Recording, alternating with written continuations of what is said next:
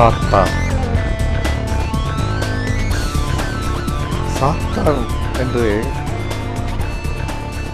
பழைய ஏற்பாட்டில் ஆதியாகமத்தில் ஆரம்ப அதிகாரங்களில் சொல்லப்பட்டிருக்கின்றன. பின் வெளிப்படுத்தின சுவிசேஷத்தில் அவனை பற்றி பேசப்பட்டிருக்கிறது. புதிய ஏற்பாட்டின் ஆரம்பத்தில் அவனை பற்றி ஒரு சில இடங்களில் சொல்லப்பட்டிருக்கிறது. நிருபங்களில் அவன் அழிக்கப்பட்டான் என்று சொல்லப்பட்டிருக்கிறது. சாத்தான், இந்த வார்த்தை இன்று கிறிஸ்தவர்களை கலவரப்படுத்துகிற வார்த்தை. அவர்கள் அதிகமாக ஜெபிக்க பண்ணுகிற வார்த்தை. இந்த இடத்தில் சாத்தான் இருப்பான், இதற்காக இந்த இடத்துலேருந்து இயேசு கிறிஸ்து நாமத்தினாலே பிசாசை விரட்டுகிறோம் பிதாவே. அவர்கள் சாப்பிடுகிற சாப்பாட்டில், அவர்கள் ஜெபம் பண்ணுகிற ஜெபத்தில், அவர்கள் எங்கேயாவது போக வேண்டுமானால் அவர்களோட வாகனம், அதற்கு பாதுகாப்பு. அவர்கள் ஒரு வேலை செய்வார்களானால் அதற்கு பாதுகாப்பு. அவர்கள் பிரசங்கம் பண்ணுவானால் அதற்கு பாதுகாப்பு. இப்படியாக சாத்தானை குறித்தே அவர்கள் அதிகமாக ஜெபம் பண்ணும்போது எனக்கு ஒரு சிந்தனை வந்தது. ஏன் இந்த சாத்தானை குறித்தே அவர்கள் அதிகமாக ஜெபிக்கிறார்கள்? நாங்கள் பிரசங்கம் பண்ண போகிறோம் பிதாவே, இந்த சாத்தானை கட்டும், அவன் தலையிட விடாதேரம். ஏன் தேவன் பொறுப்பு இல்லாமல் இருக்கிறாரு? சாத்தானை ஏன் கட்ட மாட்டேங்கிறாரு? இவங்க போய் கட்டுன்னு சொன்னபோது தான் அவர் கட்டுறாரு. இதெல்லாம் எனக்கு விளங்காமல் இருந்தது. உண்மையிலே சாத்தானை பற்றி அவங்க கிறிஸ்தவர்கள் பேசுகிறத கேட்டு எனக்கு பைத்தியமே பிடிச்சிருச்சு. அதிகமாக பயந்தேன். நான் படுத்துக்கும்போது சாத்தா என் மேலே வந்து உட்காந்துருவானோ அப்படி நினச்சேன். என் மேலே வந்து உட்கார்ந்தான். நான் தூங்க விட மாட்டானோ அப்படி நினச்சேன். நான் தூங்க விட மாட்டான். இவன் பரீட்சை எழுதிட்டே இருக்கிறேன், என்னை படிக்காதபடி எழுத விடாதபடி தடுத்துருவானோ அப்படி நினைப்பேன். அதே மாதிரி நடக்கும். எப்போ பார்த்தாலும் சாத்தான் சாத்தான் சாத்தான். தெளிவான சிந்தனை இல்லாமல் சாத்தானை பற்றியே சிந்திச்சு அற பைத்தியம் ஆயிட்டேன். இப்படி தான் கிறிஸ்தவங்களும் இன்றைக்கி இருக்கிறாங்க. பிசாசு வரான், பிசாசு போகிறான். நான் ஜெபம் பண்ணாக்கா எனக்கு தூக்கத்தை கொடுத்துட்றான். இவங்க ஜெபம் பண்ணுறாங்களாம், தூக்கத்தை வந்து பிசாசு கொடுக்குறானா. அவனுக்கு வேறு வேலையே இல்லை பொழுது. இவங்க எங்கே போனாலும் இவங்க கூடயே இருக்கிறானா. இவங்களை எப்படியாவது கீழே தள்ள பார்க்குறானா. பஸ்ஸில் போயிட்டே இருக்கிறாங்களாம். சின்ன ஒரு ஆக்சிடெண்ட் ஆகிடுச்சா. சாத்தான் இவங்க போகிற பஸ்ஸில் ஆக்சிடெண்ட் பண்ணினானா. வீட்டுக்குள்ளே ஒரு பாம்பு வந்ததுன்னா சாத்தான் வந்துடுச்சு. பாம்பு ஒடியில் வீட்டுக்குள்ளே வரான் சாத்தான். ஏன் இப்படி சாத்தான்னு சொல்லி எனக்கு இது பைத்தியக்காரத்தனமாக தான் தெரிஞ்சது. ஏன்னா வேதத்தை நான் சரியாக படித்தேன். வேதம் இப்படிலாம் சாத்தானை பற்றி பேசவே இல்லை. இது தற்கால கிறிஸ்தவர்கள் உண்டாக்குகிற, போதகர்கள் உண்டாக்கி விடுகிற கட்டுக்கதைகள். அமாவாசை அன்னைக்கு சாத்தானுக்கு அதிக பலம் இருக்குமா, அதனால் அமாவாசை அன்னைக்கு இவங்க அதிகமாக ஜெபம் பண்ணுவாங்களாம். எவ்வளோ பைத்தியகாரத்தனம்! இயேசு கிறிஸ்து நாமத்தினால பிசாசுன்னு சொல்கிறாங்க. ஆனாலும் வீட்டுக்குள்ளே பிசாசு இருக்கானா? வீடு பூரா இயேசு ரத்தத்தில் ஜெபம் பண்ணி தெளிக்கிறாங்க. மனுஷனுக்குள்ளே பிசாசு இருக்கிறதா நான் வேதத்தில் படிச்சிருக்கேன். ஆனால் வீட்டுக்குள்ளே பிசாசு, கட்டடத்துக்குள்ளே பிசாசு வந்ததாக நான் படித்ததில்லை. எங்கேயும் அதுக்கான ஆதாரங்கள் இல்லை. இவங்க விழுந்து ஜெபம் பண்ணுறாங்க. ஆனாலும் பிசாசு வீட்டுக்குள்ளே வந்துட்டான்னு பாச சொன்ன உடனே அந்த வீட்டையே காலி பண்ணிட்டு இன்னொரு வீட்டுக்கு போயிடுறாங்க. இப்படிலாம் ஜனங்க பயமுறுத்தப்பட்டு அதனால் பக்தியாக இருக்கிறாங்க. பிசாசை குறித்த இருக்க பயத்தினால தான் சபைக்கு பலர் போகிறாங்க. பிசாசை குறித்த பயத்தினால தான் வேதம் படிக்கிறாங்க. பிசாசை குறித்த பயத்தினால தான் அவங்க ஜெபம் பண்ணுறாங்க. பிசாசை குறித்த பயத்தினால இத்தனையும் நடக்கிறதுனால அவங்களுக்குள்ள உண்மையான மாற்றம் இல்லை.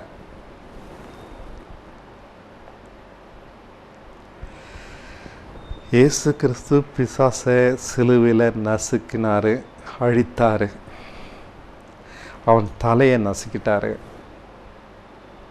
அதுக்கு அர்த்தம் சாகடிச்சிட்டார். மரணத்தின் அதிபதியாகிய பிசாசை தம்முடைய மரணத்தினாலே அழித்தார். மிகவும் தெளிவாக எபிரேயர்களுக்கு எழுதின நிருபத்தை சொல்றார். அழித்தார் என்பதுக்கு அர்த்தம் அவன் உயிரோடு இருக்கிறான்றதா, அழிக்கப்பட்டான்றதா? இல்லை, அவன் இருக்கிறான் அப்படின்னு சொன்னான். இந்த வார்த்தை பொய். அழித்தார் என்பதற்கு அர்த்தம் அவன் உயிரோடு இருக்கிறான், அந்த அர்த்தம் இல்லை. இல்லை, அவன் உயிரோடு இருக்கிறான்னு நம்ம சொல்லுவோமானா வேத வசனத்தை பொய்யாக்குகிறோம். வேத வசனத்தை விசுவாசிப்போமானா அவன் அழித்தான்னு நான் சொல்லுவேன். நான் போகிற இடத்தெல்லாம் பிசாசு வருவான். அது எப்படி வருவான்? அழிக்கப்பட்டவன். நான் ஜெபம் பண்ணாக்க என்னை தூக்க தரான். அது எப்படி தருவான்? அவன் அழிக்கப்பட்டவன். வீட்டுக்குள்ளே பாம்பு வந்தால் அது சாத்தான். அது பாம்பு, சாத்தான் இல்லை. ஒரு பஸ் ஆக்சிடென்ட் ஆகி, நான் போகிற பஸ் ஆக்சிடென்ட் ஆயிடுச்சுன்னா அது தற்செயலாக நடந்தது. அது சாத்தான் பண்ணல.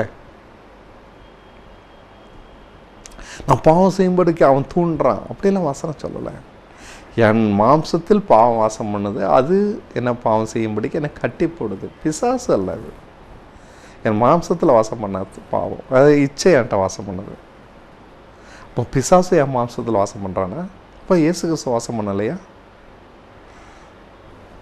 நம்முடைய மாம்சத்தில் பாவம் வாசம் பண்ணுறதுனால நம்ம பாவம் செய்கிறோம். காரணம் தெளிவாக சொல்கிறார் பவுல். அது என்னை கட்டி போடுது, என்னை காட்டில் பலமாக இருந்து பாவம் செய்யும்படிக்கு கட்டி போடுது. அதனால் என் மனதினால தேவனுக்கும் சரீரத்தினால பாவத்துக்கும் ஒன்று செய்கிறேன். இப்படி தான் பவுல் சொல்கிறார். இதுதான் நிர்பந்தமான மனுஷன். இங்கே எங்கேயாவது பிசாசு பற்றி பேசியிருக்கிறாரா? இல்லை. நான் பாவம் செய்கிறதுக்கு காரணம் நான் தான், பிசாசு இல்லை. நான் பாவம் செஞ்சுட்டு பிசாசை குற்றப்படுத்துகிறேன். இது கோமாளித்தனம். நான் குற்றம். அப்போ பிசாசு தானே தண்டிக்கப்படணும், நான் தண்டிக்கப்படக்கூடாது. என்னை பிசாசு பாவம் செய்ய இழுத்துட்டு போகிறான், செய்ய வச்சுட்டான், போய் சொல்லிட்டேன். அது எப்படி? எல்லாமே தப்பு தப்பாக போதிச்சிருக்கிறாங்க. அரை பைத்தியம் கிறிஸ்தவங்க. பிசாசு பிசாசு பிசாசு பிசாசு பிசாசு இயேசு கிறிஸ்து அழித்தார். அழிக்கப்பட்ட பிசாசை இவங்க உயிர் ஓட்டம் கொடுத்து தன் கூட வச்சுருக்காங்க. தனக்குள்ளே இருக்கதா பேசுகிறாங்க. என்ன பிசாசு வழி நடத்துகிறான். ஜெபம்னா தூக்கத்தை கொடுக்குறான், நான் தூங்கினா தட்டி எழுப்புறான், என்னை தூங்க விட மாட்டேங்கிறான், என் வேலையை ஒழுங்காக செய்ய விட மாட்டேங்கிறான், என் வீட்டுக்குள்ளே இருக்கிறான், நான் போனால் என் கூட வரான், வந்தால் என் கூட வரான். இன்றைக்கி கிறிஸ்தவங்களுக்கு இயேசு கிறிஸ்தவ பற்றி தெரிவதை காட்டிலும் பிசாசை பற்றி தான் அதிகமாக தெரியும். அமாவாசையில் பிசாசுக்கு அதிக வல்லமாக இருக்கும். அதிகமாக ஜெபம் பண்ணணும். வேதம் மிகவும் தெளிவாக சொல்லுது, பிசாசு இயேசு கிறிஸ்து அழித்தார். பிசாசுக்கு என் மேலே அதிகாரம் இல்லை. இப்போ எப்படி பிரெஞ்சு கவர்மெண்ட்டுக்கு என் மேலே அதிகாரம் இல்லையோ, அதுபோல் பிசாசுக்கு என் மேலே அதிகாரம் இல்லை. அந்த கவர்மெண்ட் போடுற சட்டங்கள்லாம் எனக்கு செல்லாது. நான் அந்த கவர்மெண்ட்டுக்கு டேக்ஸ் கட்ட வேண்டாம். நான் இந்திய கவர்மெண்ட்டு சேர்ந்தவன். அதே போல் பிசாசுக்கு என் மேலே அதிகாரம் இல்லை. இயேசு கிறிஸ்துவை பார்த்து பிசாசு சொல்கிறான், பூமியில் இருக்க எல்லா மகிமையும் காட்டி இத்தனையும் என்னுடையது, நீ என்னை பணிந்துக்கிட்ட நான் உனக்கு தருவேன்னு சொல்கிறான். பாருங்கள் பிசாசுக்கு இன்னும் வல்லமை இருக்குது. பூமியில் இருக்கிற எல்லா மகிமையும், பணமும், செல்வமும், சிறப்பும், ஆடம்பரமும் எல்லாமே பிசாசுடையது. இயேசு கிறிஸ்து சொன்னார், அவன் பொய்யனும் பொய்க்கு பிதாவும் மனுஷ கொலை பாதகனுமாக இருக்கிறான்னு சொல்கிறாரு. அவன் சொல்கிறது அத்தனையும் பொய். ஆனால் இவங்க அதை தான் நம்புகிறாங்க. இத்தனையும் பூமியில் இருக்க அத்தனையும் பிசாசுடையது. இப்படி தான் நம்புகிறாங்க. வண்டியில் கார் வாங்கினா அது கார் பிசாசுடையது, அதிகாரம் எல்லாமே பிசாசுடையது.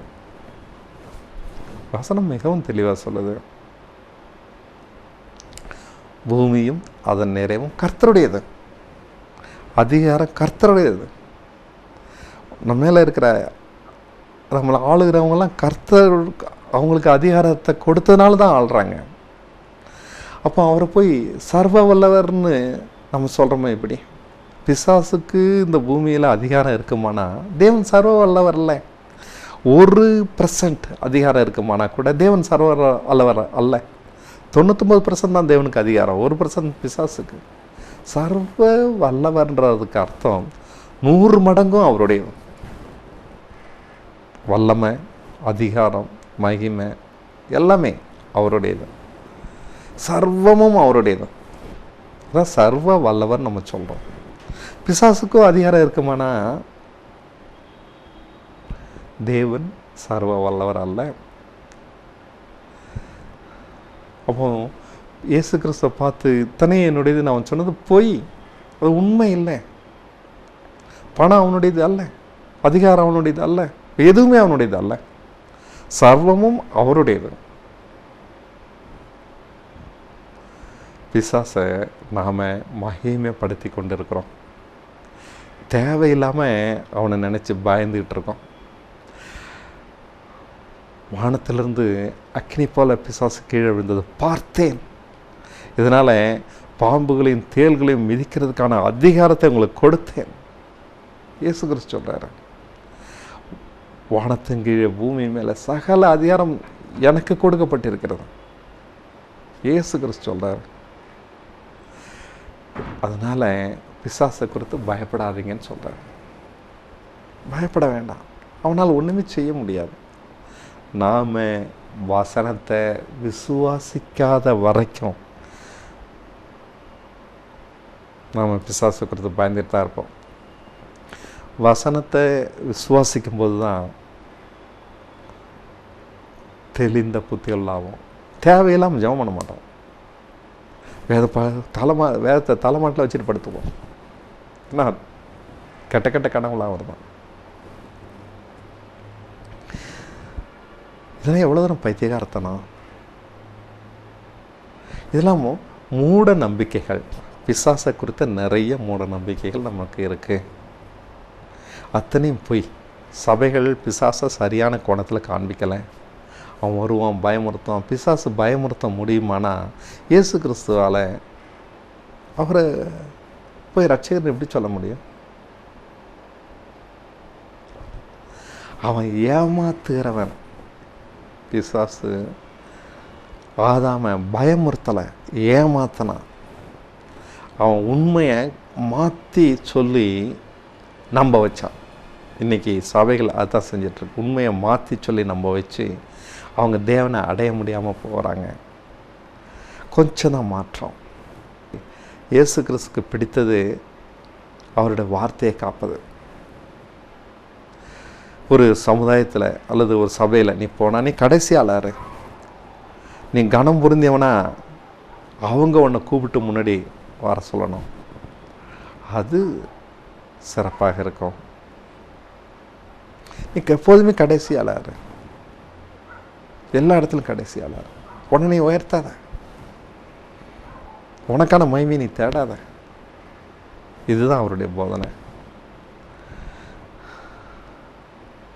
அவருடைய வார்த்தையை காப்பதுன்னா இவைகள்லாம் நம்மகிட்ட தேவன் பழக்குவிப்பார். பழக்க வச்சு இந்த வசனங்கள்லாம் நம்மகிட்ட நிறைவேற பண்ணுவார். இப்படி வசனத்தில் நம்ம தேறினவர்களாகிறது, அவருடைய வார்த்தைகளை தேர நாம் அவருக்கு பிரியமானவர்களாக மாற முடியும். இப்படி வசனத்துக்கு முக்கியத்துவம் கொடுக்காம சபைக்கு முக்கியத்துவம் கொடுப்பது. வார்த்தை கொஞ்சம் மாற்றிடுறோம். முக்கியமானது வசனம் இல்லை, சபை கட்டடம், வருமானம், அதனுடைய நிதி நிலைமை, அதனுடைய ஊழியங்கள். சபைன்றது ஒரு ஆர்கனைசேஷனாகவே மாறிட்டுச்சு. சபைன்றது ஒரு அங்கம், ஆர்கனைசேஷன் அல்ல, அது ஒரு செயல்பாடு. இப்போ ஆர்கனைசேஷன் இருக்குது, அங்கே கிறிஸ்து இல்லை, அங்கே ஜீவன் இல்லை. அதை நாம் செயல்படுத்துகிறோம். நாம் ப்ரோக்ராம் போட்டு இன்னைக்கு இது நடக்கணும், அப்படி இப்படி நடக்கணும், இப்போ பலரை உற்சாகப்படுத்தணும், இளைஞர்களை உற்சாகப்படுத்தணும், குழந்தைகளை போதித்து அவங்கள உருவாக்கணும். நம்மளே திருத்திக்க முடியாது. மனம் திரும்ப கூட எனக்கு தெரியாது. நாவை கூட அடக்க என்னால் முடியாது. நான் மற்றவங்களை உருவாக்குறேன்னா எப்படி முடியும்? கிறிஸ்தவ சபைகளால் குழந்தைகள் பாழாக்கப்படுது. அவங்களுக்கு பாரம்பரியத்தை தான் சொல்லி தந்திருக்காங்களே ஒழிய கிறிஸ்துவை பின்பற்றுறது எப்படின்றத சொல்லித்தரல. பிசாசை பற்றி இவ்வளோ தூரம் சொல்லித்தராங்க. பாழாக்கப்படுது. என்னை நீங்கள் எப்படி வேணால் நினச்சிக்கோங்க. என்னுடைய பிள்ளைகளை நான் சண்டே கிளாஸுக்கு அனுப்ப மாட்டேன். அனுப்பக்கூடாதுன்னு நினச்சிருப்பேன். முடிவு பண்ணேன். தான் நடந்து வந்த பிறகு தான் இந்த வழியை ஒருத்தன் புரிஞ்சிக்க முடியும். படித்து புரிஞ்சிக்க முடியாது. தான் சிலுவை சுமக்கணும், தன்னுடைய சிந்தனைகள் சீர்படணும், இந்த உள்ளான மாற்றம் எனக்குள்ளே ஏற்படணும். அப்போது மற்றவங்களுக்குள்ளே தானாகவே அந்த மாற்றம் ஏற்படும். என்னை பார்க்கறதுனால என்னோடய பிள்ளைங்க மாறிச்சு, என்னோடய பழகிறவங்க மாறுறாங்க. நான் அவங்ககிட்ட பைபிளை பற்றி இயேசு கிறிஸ்துவை பற்றி பேசுகிறது இல்லை, தானாகவே மாறுறாங்க.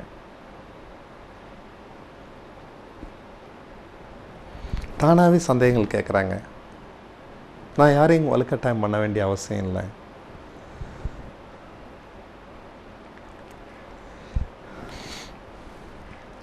நான் ஒரு அங்கமாக இருக்கிறதுனால மாற்றம் இயல்பாக உண்டாகுது. நான் யாரையும் மாற்ற முயற்சிக்கிறதில்ல. நான் கிறிஸ்துவோட அங்கமாக இருக்கேன். கிறிஸ்துவை நான் அறிகிறேன். கிறிஸ்துவனுடைய தன்மைகளை நான் புரிஞ்சுக்கிறேன். ஓரளவு புரிஞ்சிருக்கிறேன். எனக்கு தெரியாதுன்னு சொன்னால் நான் பொய்யன். அவரோட பழகிறேன், அவரோட உறவு வச்சிருக்கிறேன். அவர் என்ன நம்புறாரு, நான் அவரை சார்ந்திருக்கேன். இந்த உறவு ஆழமானது. நான் அவரை போல சிலுவை சுமக்கிறதுனால இந்த உறவு உண்டாகிறது. என் வாழ்க்கை என் விருப்பப்படி அல்ல, உம்முடைய விருப்பப்படி கடவுள்னு விட்டதுனால இந்த உறவு உண்டானது. இந்த உறவு பெருகுது, ஆழமாக இருக்கு. நான் பிசாசை பற்றிலாம் பயப்படுறதில்லை. ஏன்னா பிசாசு என்னை பொறுத்த வரைக்கும் இல்லை. ஆனால் வேதத்தில் இன்னொரு கோணத்தில் பிசாசை பற்றி சொல்லப்பட்டிருக்கு. அவனை சோதனைக்காரன் சொல்லி. அவன் ஒரு குவாலிட்டி கண்ட்ரோலர். தரமில்லாதவரில் தரமுள்ளவர்லேருந்து பிரிப்பது தான் குவாலிட்டி கண்ட்ரோலரோட வேலை. சோதனைக்காரனுடைய வேலையும் அதான். தேவன் இந்த பொல்லாங்கனுக்கு ஒரு அழகான வேறு வேலையே தன்னுடைய ராஜ்யத்தில் கொடுத்துருக்கிறார். நீ குவாலிட்டி கண்ட்ரோலராக இரு. சரியில்லாதெல்லாம் எடுத்து போடு, நீ எடுத்துக்கோ. சரியானதை மட்டும் உள்ள விடு, சரியில்லாதெல்லாம் உனக்கு. இயேசு கிறிஸ்துவை பார்த்து பிசாசு சோதிச்சான். 3 விதத்துலேயும் சோதித்தான். அவர் சரியில்லாதவர் நிரூபிக்கிறதுக்கு அவன் இயேசு கிறிஸ்துவை பாவம் செய்ய சொல்லலை. அவருடைய சிந்தனை எப்படி இருக்கு, இதுதான் அவனுடைய கவனம். அவர் சீர்பட்டவரா சீர்படாதவரா, இன்னும் எதாவது தனக்குன்னு நேசிக்கிறாரா, சுயநலம் இருந்தவராக இருந்தார்னா விழுந்து போயிருப்பார். கல்லை அப்பமாகுனா விழுந்துருப்பார். அங்கே இல்லை, பிதா அப்பமாக்குற வரைக்கும் நான் காத்திருக்கேன், அப்பத்தை கொடுக்குற வரைக்கும் காத்திருக்கேன். மனுஷன் அப்பத்தினால இல்லைப்பா, தேவனோட வாயிலேருந்து பிறக்கிற வார்த்தைனால பிழைப்பான். தப்பிச்சிடுறாரு.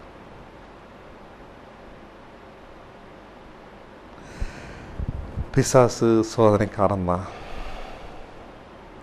இந்த சத்தியத்துக்குள்ளே வந்ததுக்கப்புறம், விசுவாசிக்கிற ஒரு வாழ்க்கைக்குள்ளே வந்ததுக்கப்புறம் சுயநலமாக வாழ்ந்தோமானா நாம் விழுந்துட்டோம். அல்லது நம்ம பிசாசுக்குரியவங்க. குழப்பல, பிசாசு அழிக்கப்பட்டவன் தான். ஏன்னா நான் சுயநலக்காரன் இல்லை. அவன் எத்தனை முறை சோதித்தாலும் விசுவாசம் என்னுடைய மாம்சத்தை தான் அழிக்குது. விசுவாசம் என் மாம்சத்தை அழித்ததுனால அவன் எத்தனை முறை சோதித்தாலும் அவனுக்கு என்கிட்ட ஒன்றுமே இல்லை. அதனால் இயேசு கிறிஸ்து அவன் விட்டுட்டு போயிட்டான். அப்படி தான் வசனம் சொல்லுது. இப்படித்தான் இயேசு கிறிஸ்து பிசாசை நசுக்குனாரு அல்லது செயலிழக்க பண்ணினாரு. அவனுடைய அதிகாரத்தை உடைச்சாரு முதல் முறை. இயேசு கிறிஸ்துவை பின்பற்றதுனா என்ன? நாமும் அவர்கிட்டருந்து இதை கற்றுக்கிடணும். பிசாசின் அதிகாரத்தை உடைக்கணும். நாமும் பிசாசை ஜெயிக்கணும். அவனை ஜெயிச்சதுக்கப்புறம் அவன் இல்லை, செத்து போயிட்டான். இயேசு கிறிஸ்து எப்படி பிசாசின் தலையை நசுக்கி சாகடித்தாரோ அதை நம்பி அவருடைய மெத்தடை நான் ஃபாலோ பண்ணி என் மேலேயும் அதிகாரம் இல்லாதபடி நசுக்கிறேன். அவனால் என் மேலே அதிகாரம் செலுத்த முடியல. நான் சுயநலக்காரனாக இல்லை, ஜென்ம சுவாபம் உடையவனா இல்லை, மாம்ச சிந்தனை உடையவனா இல்லை. அவன் உலகத்தின் மேன்மையெல்லாம் எனக்கு காண்பிச்சுத்தனே நான் உனக்கு தரம்பா விழுந்துருந்தாக்கா தேவன் ஒருத்தரே என் பார்வைக்கு மேன்மையாக இருக்கிறாரு. அதனால் விழ முடியலை. பிசாசு ஜெயிக்க முடியலை. இப்படித்தான் பிசாசு என்னை பொறுத்த வரைக்கும் செத்து போயிட்டான். முதல்ல அது விசுவாசமாக இருந்தது. நான் ஜெயித்ததுக்கப்புறம் அது அனுபவமாயிற்று. என்னை விட்டு போகிறான், என்கிட்ட வர முடியாது. முதல்ல விசுவாசம், பின்பு அது அனுபவம்.